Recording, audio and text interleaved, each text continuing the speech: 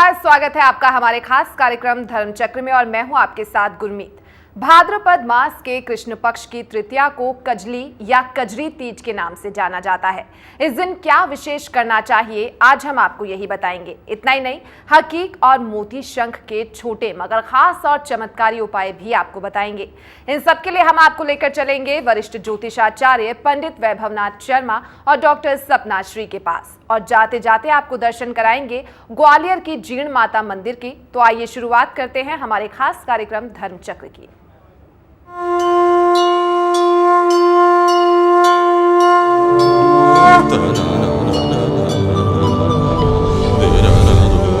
धर्मचक्र। भाद्रपद मास के कृष्ण पक्ष की तृतीया को कजली या कजरी तीज के नाम से जाना जाता है। आसमान में घुमड़ती काली घटाओं के कारण ही इस त्योहार को कजली या कजरी तीज के नाम से जानते हैं। कजरी तीज पर क्या करें खास, इसकी महत्वता, इन सबको जानने के लिए सीधे चलते हैं पंडित वैभवनाथ शर्मा के पास। नमस्कार, मैं हूं वैभवनाथ शर्मा। आज मैं आपको कजरी तीज से जुड़ी हुई बहुत सारी जानकारी देने वाला हूं। सुहागिनों का प्रिय त्योहार होता है कजरी तीज, और कजरी तीज की ही वो तिथि है जिसमें आप कुछ विशेष उपाय कर सकते हैं अपने दाम्पत्य जीवन में सुख प्राप्ति के लिए, अपने परिवार में सुख समृद्धि बढ़ाने के लिए। तो आज हम कजरी तीज से जुड़ी हुई सारी जानकारी लेंगे, उसके साथ साथ कुछ विशेष उपाय भी जानेंगे। भाद्रपद मास के कृष्ण पक्ष की तृतीया तिथि को कजरी तीज का पर्व मनाया जाता है। इस अवसर पर सुहागिनें कजरी खेलने अपने मायके जाती हैं। इसके एक दिन पूर्व यानी भाद्रपद मास के कृष्ण पक्ष की द्वितीया को रतजगा किया जाता है। महिलाएं रात भर कजरी खेलती हैं तथा कजरी गाती हैं। कजरी खेलना और कजरी गाना दोनों ही अलग अलग बातें हैं। कजरी गीतों में जीवन के विविध पहलुओं का समावेश होता है। इसमें प्रेम, मिलन, विरह, तरह तरह के सुख दुख, समाज की कुरीतियाँ, विसंगतियों से लेकर के जन जागरण के स्वर मुखर और गुंजायमान होते हैं। कैसा है कजरी तीज का स्वरूप, ये भी जानते हैं। कजरी तीज से कुछ दिन पूर्व सुहागिन महिलाएं नदी, तालाब आदि से मिट्टी ला करके उसका एक गोल पिंड बनाती हैं और इसमें जौ के दाने बोती हैं। रोज इसमें जल से इसको सींचती हैं। पानी डालने से कुछ अंकुरित होते हैं, पौधे निकल आते हैं। इन पौधों को कजरी वाले दिन लड़कियां अपने भाई तथा बुजुर्गों के कानों पर रख करके उनसे आशीर्वाद और आशीर्वाद के स्वरूप में धन, दक्षिणा, अन्न, वस्त्र इत्यादि प्राप्त करती हैं। इस प्रक्रिया को जरई बोना कहते हैं, किंतु अब कजरी का यह स्वरूप केवल ग्रामीण इलाकों तक ही सीमित रह गया है। यह खेल गायन करते हुए किया जाता है, जो देखने और सुनने में अत्यंत मनोरम लगता है। कजरी गायन की परंपरा बहुत ही प्राचीन है। सूरदास, प्रेमधन आदि कवियों ने भी कजरी के मनोहर गीत रचे थे, जो आज भी गाए जाते हैं। कजरी तीज को सतवा व सातुड़ी तीज भी कहते हैं। यह माहेश्वरी समाज का विशेष पर्व है, जिसमें जौ, गेहूं, चावल और चने के सत्तू में घी और कुछ मीठा मिला करके, मेवा डाल करके पकवान बनाया जाता है और चंद्रोदय होने पर उसी का भोजन महिलाएं करती हैं। तृतीया पर करना चाहिए दाम्पत्य जीवन और सुख समृद्धि प्राप्ति के कुछ बहुत आवश्यक उपाय, जिससे आपके पारिवारिक जीवन में सुख समृद्धि आती है। तो आइए जानते हैं कौन कौन से उपाय करके आप कजरी तीज का लाभ ले सकते हैं। सबसे पहला उपाय मैं आपको बताने वाला हूं सफलता प्राप्ति का अचूक मंत्र। कुछ ऐसी भी महिलाएं होती हैं जो घर गृहस्थी के अलावा अपने परिवार को चलाने के लिए पति के साथ कंधे से कंधा मिलाकर के काम भी करती हैं, यानी कुछ वर्किंग फीमेल्स भी होती हैं। तो ऐसी कार्य में दक्ष महिलाओं के लिए ये उपाय है, जिस मंत्र का जाप करके आप अपने कार्यक्षेत्र में खूब वृद्धि और विस्तार पा सकती हैं, सफलता पा सकती हैं। तो इस मंत्र का जाप आपको आज की तिथि से आरंभ करके लगातार 21 दिन तक 11-11 माला करना चाहिए। यह मंत्र है, सर्व मंगल मांगल्ये शिवे सर्वार्थ साधिके शरणे त्र्यंबिके गौरी नारायणी नमोस्तुते। मंत्र पुनः एक बार सुन लीजिए, सर्व मंगल मांगल्ये शिवे सर्वार्थ साधिके शरणे त्र्यंबिके गौरी नारायणी नमोस्तुते। इस मंत्र को सफलता प्राप्ति के लिए कोई भी कर सकता है। सफलता प्राप्ति के लिए मैं आपको दूसरा उपाय बताता हूँ। आपको करना ये है कि कुमकुम, लाख, कपूर, सिंदूर, देसी घी, मिश्री और शहद को मिलाकर के एक तिलक तैयार कर लीजिए। एक पात्र में इन सारी चीज़ों को घोल लीजिए। इस तिलक से देवी माता का आपको तिलक करना है, यानी इससे आपको उनको टीका लगाना है। अपने मस्तक पर भी आप ये तिलक लगाएं, आपको सफलता अवश्य मिलेगी। ये जो पात्र में आपने तिलक बनाया है, इसको संभाल करके अब आप रख लीजिए। इस तिलक को बोलते हैं सर्वत्र विजय तिलक। जब भी किसी ज़रूरी काम में आपको जाना पड़ जाए या परिवार के किसी सदस्य को जाना हो, आपके पति को, आपके पिता को, भाई को, बच्चों को, इस तिलक से आप टीका करके भेजिए, हमेशा उनको सफलता मिलती रहेगी।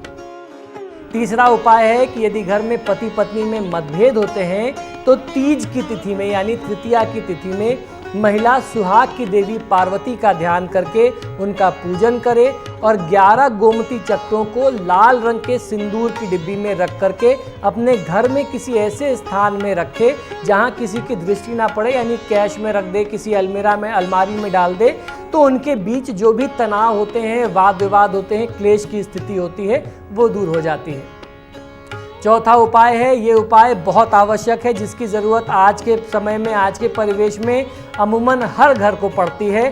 घर में सुख और शांति का उपाय आपको करना यह है कि 1 मुट्ठी गुड़, 1 मुट्ठी नमक, वो भी डली वाला, 1 मुट्ठी गेहूं, 2 तांबे के सिक्के डाल करके सफ़ेद कपड़े में बांध करके आपको अपने घर में रख देना है। इसे तीज या फिर सोमवार, बुधवार, बृहस्पतिवार, शुक्रवार या रविवार को ये उपाय करना चाहिए। अगर तांबे के सिक्के की जगह चांदी के सिक्के रखें तो उस घर में पति पत्नी या अन्य सदस्यों में लड़ाई झगड़े फिर कभी नहीं होते।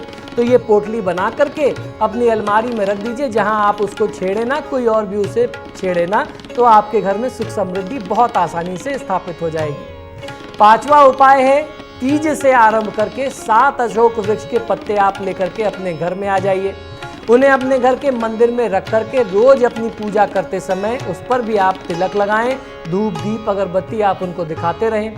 जब ये पत्ते सूखने मुरझाने लगें तो नए पत्ते आप ले आइए। इन पत्तों को उठा करके पीपल के वृक्ष के नीचे डाल दें या फिर किसी जलाशय में आप इनको विसर्जित कर दें।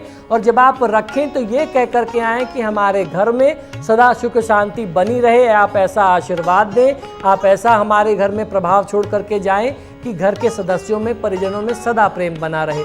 ऐसा करने से आपको बहुत अच्छा फायदा मिलेगा। ये पूजा का क्रम कम से कम 45 दिन करना चाहिए और ये पूजा की विधि कोई भी व्यक्ति कर सकता है, स्त्री या पुरुष, कोई भी इसको करके घर में लाभ ले सकता है।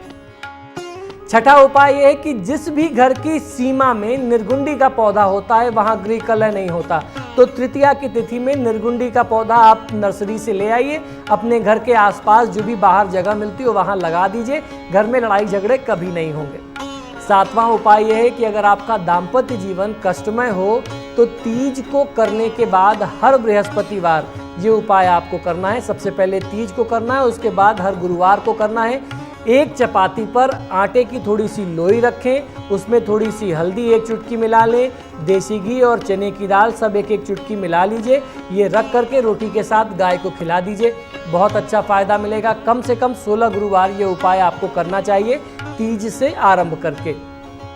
8वां उपाय यह है कि यदि आपके परिवार में पुत्र या भाई का चाल चलन ठीक ना हो, शुभ ना हो, वह गलत संगति में पड़ गया हो, वह अपने माता पिता का कहना ना मानता हो, तो तीज की तिथि में उसके हाथ से मंदिर में कंबल का दान आप करा दीजिए। लेकिन ये दान आप उससे क्यों करा रहे हैं इसके बारे में आपको उसको भी नहीं बताना है, उस लड़के को, उस व्यक्ति को भी नहीं बताना है, और कोई आपसे पूछे तो आप उसको भी मत बताइए। बहुत अच्छा फायदा मिलेगा। जिस भी व्यक्ति का संस्कार खराब हो रहा होगा, आदतें बिगड़ रही होंगी, वह आदतें बिल्कुल ठीक होने लगेंगी। 9वां उपाय लेकिन बहुत अच्छा, बहुत चमत्कारी उपाय है। ये गृह कलेश से मुक्ति, छुटकारा पाने के लिए उपाय मैं आपको बता रहा हूँ।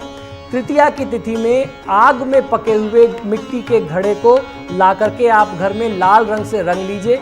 उसके मुख पर मौली बांधने के अलावा जो कच्चा सूत हम लोग पूजा में बांधते हैं वो उसके गले पर आपको बांध लेना है, और उसके बीच में जटा युक्त यानी जटा जूट वाला जो नारियल होता है पानी वाला, जो हम लोग पूजा में प्रयोग में लेते हैं, उसके ऊपर रख करके बहते हुए जल में, नदी में, तालाब में आप प्रवाहित कर दीजिए।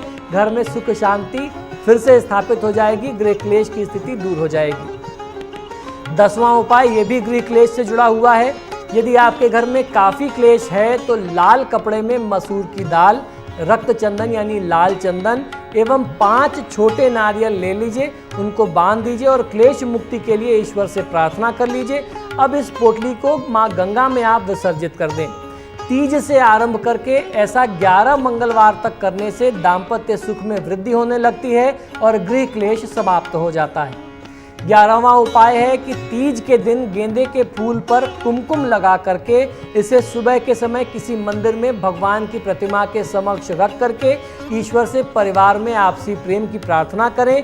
ऐसा करने से परिवार के सदस्यों में आपसी अनबन जो लगातार बनी रहती है वह तनाव की स्थिति, अनबन की स्थिति दूर हो जाती है। 12वां उपाय है तृतीया के दिन शुभ मुहूर्त में चांदी की अंगूठी में श्रीयंत्र धारण करें। पुरुष दाएं हाथ में तर्जनी में पहनना चाहिए, स्त्रियां बाएं हाथ में तर्जनी में पहने। प्रतिदिन प्रातः उठने के बाद आपको इनका दर्शन करना चाहिए, माथे से लगाना चाहिए, अवश्य लाभ मिलता है।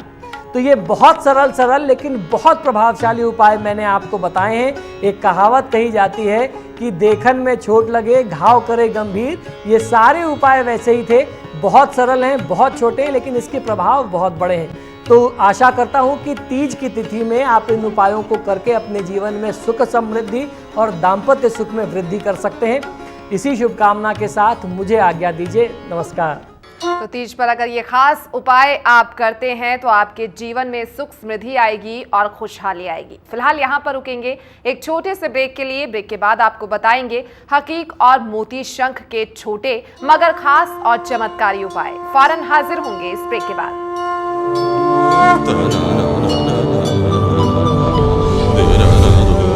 धर्म चक्र।